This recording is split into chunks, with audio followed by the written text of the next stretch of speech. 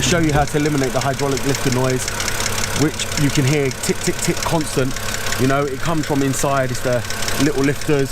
They bleed down overnight and cause this ticking sound. So let's go ahead and get in the car, and I'm going to show you how to eliminate this exact noise that a lot of you always end up getting, and a lot of people end up saying to use this, use that, do this, do that, but I'm going to show you the proper way how to eliminate this. Okay guys, so what I'm going to show you now is a free technique which many people haven't shown you on YouTube to fix your hydraulic lifter tick noise. Now, this is because a lot of people ain't aware of this. So guys, as you can see, the car started. So now what I'm gonna go ahead and do is I'm gonna show you what you're gonna wanna do is you're gonna wanna bring your revs up to 3,000 RPM and hold them there.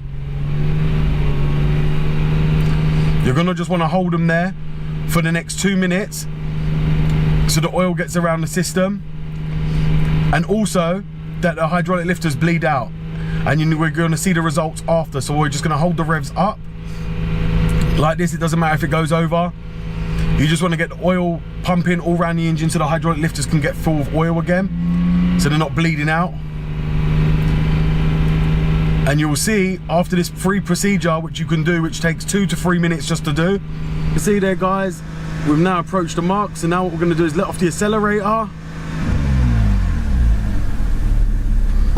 and we're gonna go out to the car, which is right here.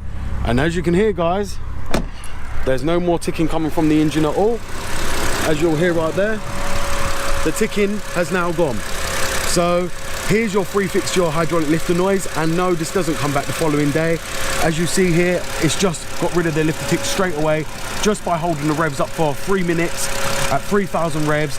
The hydraulic lifter tick has now gone.